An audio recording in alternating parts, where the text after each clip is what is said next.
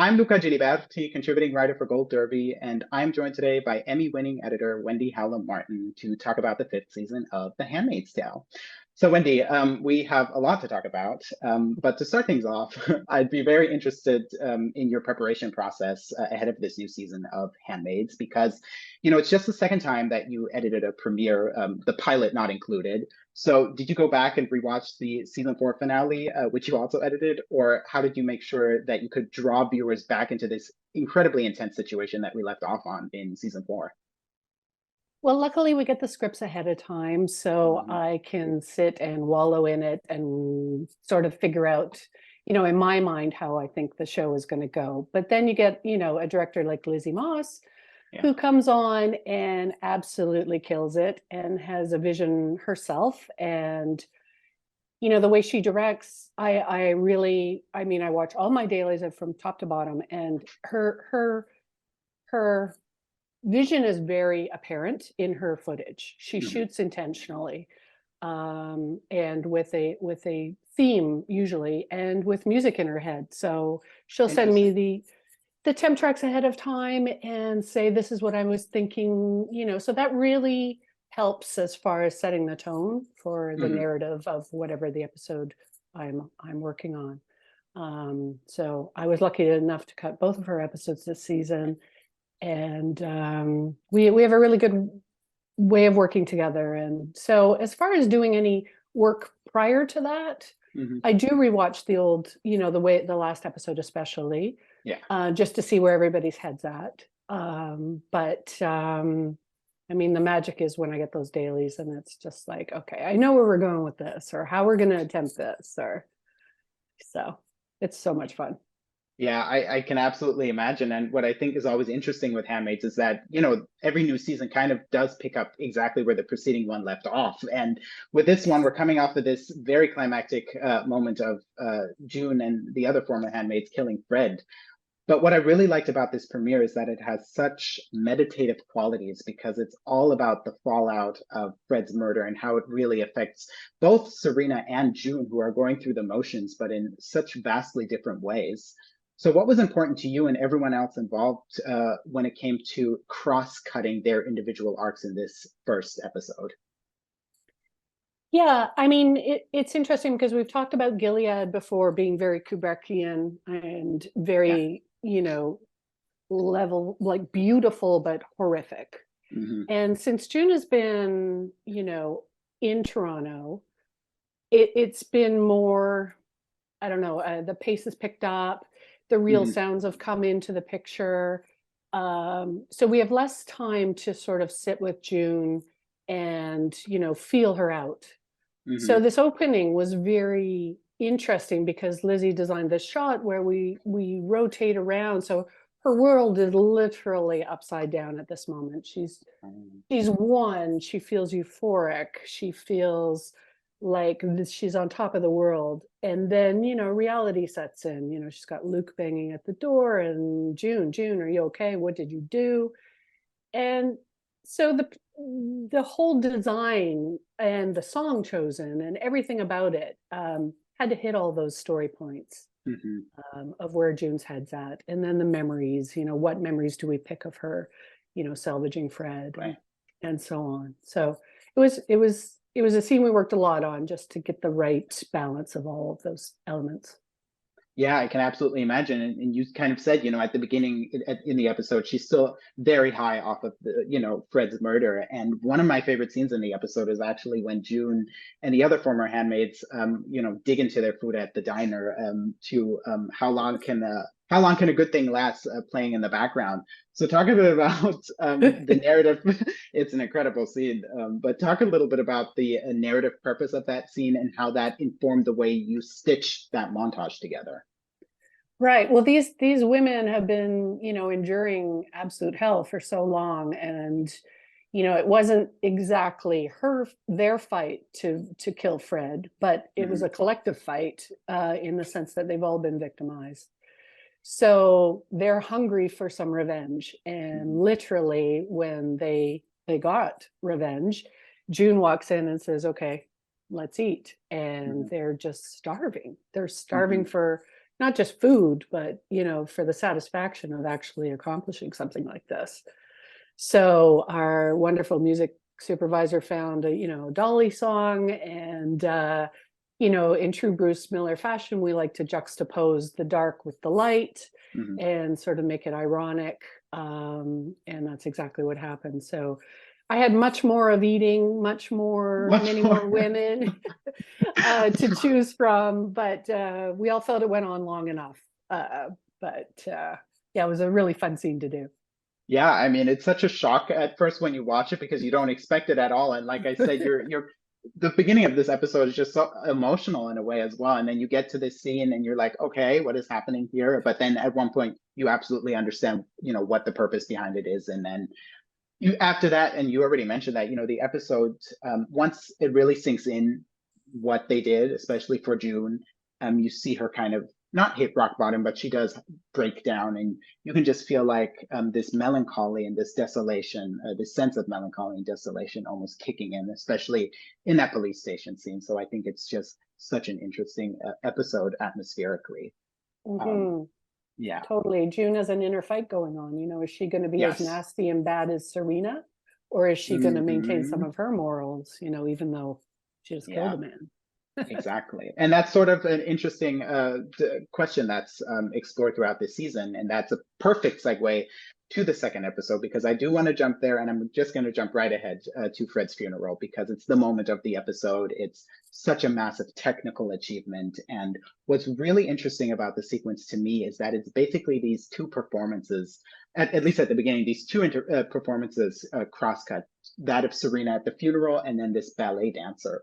So walk me through the process of, finding the rhythm between those two performances and knowing when exactly to cut from one to the other.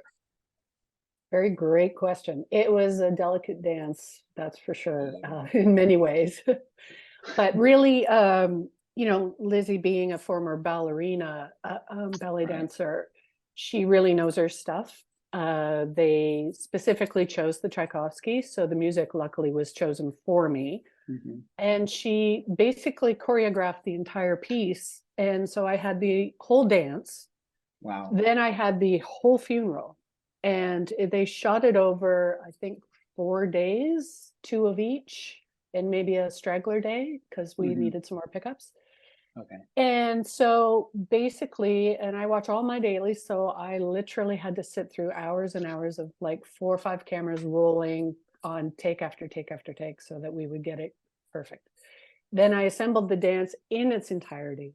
Then I Hmm. assembled the funeral in its entirety. And then that was the tricky part. Where do we come in and out of things? Do we stay to the choreography of the ballet? Do we, the procession has to stay the way it is. However, Hmm. we did change the ending. Um, Interesting. yeah, so it took me about 6 or 7 days just to get it all together.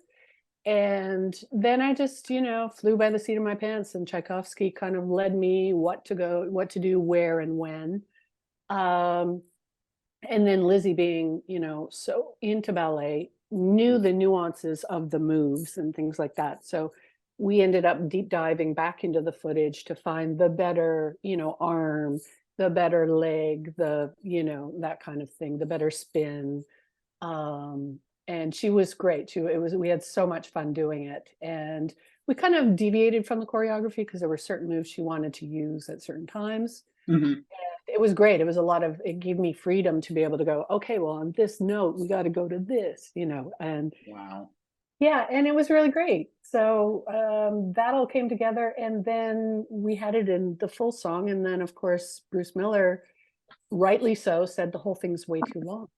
So I had to go back in and cut Tchaikovsky down, which is not easy because the Right. way the music is structured, Hmm. you have to take little bits out. You can't just take out a whole thing because it's a Of course. build to the end. So that had to happen and trim it all down.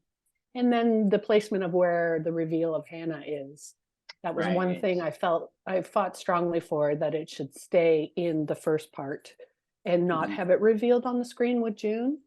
I thought it was one That's point where interesting. it was good that the audience was ahead of June. It just builds the anticipation more. So Yeah, and to that, what I really loved about the sequence is how it goes from being this, again, very theatrical performance in a way to something so much more emotional once Hannah becomes involved and once we see her Right. on screen, right? And then June and Luke get hold of what's happening there. So how did you go about creating that transition, again, from theatrical to something more emotional, and then selling the power play that Serena is really making here? Right, because you break the fourth wall and it's tricky. Yeah. As an audience member, are you buying it or are you not buying it? So that's exactly right. It was a delicate, you know, intercutting, and Yes. when was the right time to do that? And how much do we play on June? How much do we play on Serena? Nicola, our DP, had these beautiful camera moves going in on both our women there. So it was just finding those spots where we could have the looks between the two and not make it feel too gimmicky, if you know what I mean. Oh, absolutely. Yeah, and then our incredible composer Adam, I was gonna, yeah. oh, he came up like Lizzie had a temp cue in there that was in the same vein. It was felt very modern. It felt Mhm. different than Handmaids. However, it Yes. was still in our Yes. wheelhouse, right? Yeah, absolutely. And Adam composed this incredible piece of score that nobody touched. It was just perfect. It dropped in, and we were just all just so happy.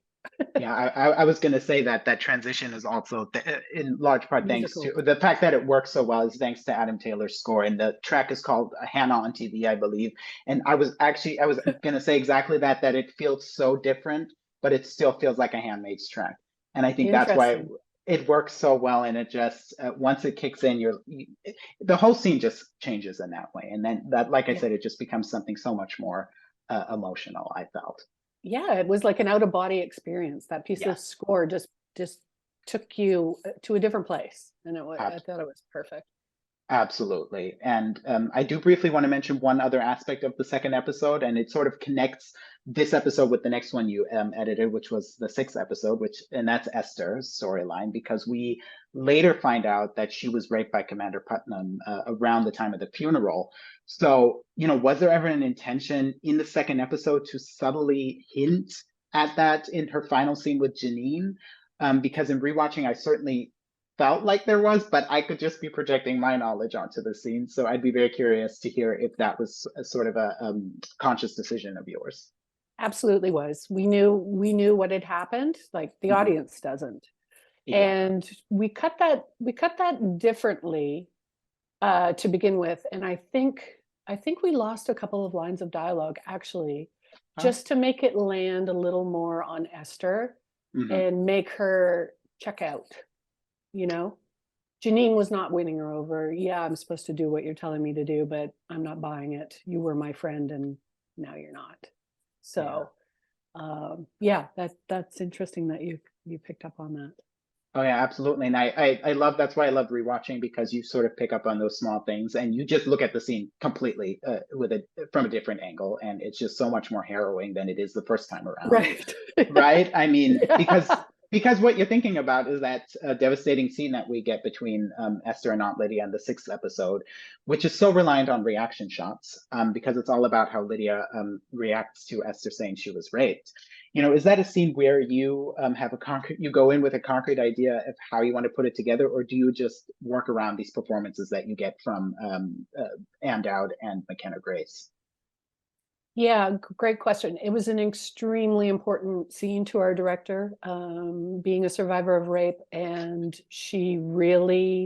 this scene was everything to her. And Hmm. so I kind of knew that going in. And so to build Esther's performance, I mean, the performances are absolutely genius. I don't have to do a lot. I mean, it's just sitting and picking where you want to be, at what moment and who you want to hang on to. Yeah. They're both brilliant. So it's a Okay. real struggle to pick, oh, I want to see what Esther's doing now, but I want to see Anne. Um, so it kind of fell together organically. Like I just felt Hmm. my way through it and how I would want to watch it as a viewer. And then, at the end, after Esther says, I've been raped, and Aunt Lydia's reaction is she doesn't quite know Mhm. how to react. I mean, she thinks it's horrific, even though she's the one who has these girls raped all the time. Exactly. But this is a whole new level for her, and she doesn't know how to deal with it. And Esther freaks out and starts Yeah. screaming. And as I've said before, a victim of rape, she's telling the truth, she's telling her story, but yet nobody's listening. Yeah. So the end of the scene, I had pulled all the screams out and just let it be silent. So you see her Uh, thrashing around, you yeah. hear the sounds of the pillow, the sheets, but you don't hear her. Hmm. And when Eva saw the scene, she just was like, oh my God, that's perfect. That's absolutely Yeah. what it's about. Yeah. So we looked at other performances. We, trimmed a few things, added a few things, but it basically stayed the same. Yeah, it's such an effective scene, and what I really like about it is, we see Aunt Lydia change throughout the season, right? And Yes. you sort of see it in all these small scenes, especially in this one where she doesn't know how to react. But I mean, literally in a few scenes later, she confronts Commander Lawrence Yes. about that, and it's sort of ironic because, like you said, that's exactly what she's been allowing these men to do, or supporting these men to do. So it's such an effective scene. And speaking of Aunt Lydia's arc and it sort of changing throughout this season, I do want to talk about the finale, which is the final episode that you edited this season. And what I really noticed about the finale is that there's this heightened sense of dread looming over everything and everyone, even more so than usual, especially in the Canada scene, since things have really taken that turn for the worse over there. So, what were some of the conversations like about what everyone wanted this finale to feel like atmospherically? Great question. Lizzie said from the beginning, she directed Elisabeth Moss. She said that she Hmm. wanted this one to be a horror story. Yeah. So in the realm of horror. And, the opening shot, the car going backwards, the sort of mysterious package, the foot, her feet landing, looking around, hearing something, putting on a bulletproof vest, very still and ominous sort of lighting. So that was sort of discussions had between Elisabeth and Nick, our phenomenal DP. Hmm. Um, and so when I got the dailies, it was really evident to me that that was the direction they were going in. And Lizzie and I have lots of conversations ahead of time of what she's going after. And, she'll call me after a day shooting and say, this is what I was thinking for this. And I said, oh, I already have that together. Let me send it to you. And I'll send it to her. And she's like, oh my God, that's exactly what I wanted. And then Yeah. sometimes it's not. So, we talk a lot to make sure that we're on the same page. 99% of the time we are. Right. So that whole episode was, that sort of feeling of, oh, I don't know if I Yeah. could swear, oh shit, things are going down, Yeah. like, Absolutely. yeah, I mean, you can just feel like it just feels completely different, and you can just feel like something is gonna. I like to use this term a lot when talking about this show. I used it last year to describe the finale, last season, but it feels like something's rotten, something bad is about to happen. right. Um, and then everything sort of reaches a crescendo. You have June and Luke deciding that they have to run away. You have Janine being taken by the eyes, and Nick punching Commander Lawrence, and this sort of happens. All these three events occur in succession in this one really intense sequence. So how did you go about transitioning from one climactic scene to the next? Because they all are separate events, but the transition is so smooth. I think music had and the pacing had a lot to do with that. We use sound a lot on this show to accent things. So, like for example, when cutting to Nick, we have a big bang of the door when he pushes his way into the party. Um, so Lizzie had a temp cue that built. It was actually, I think, Oh, Nine wow. Inch Nails. Oh.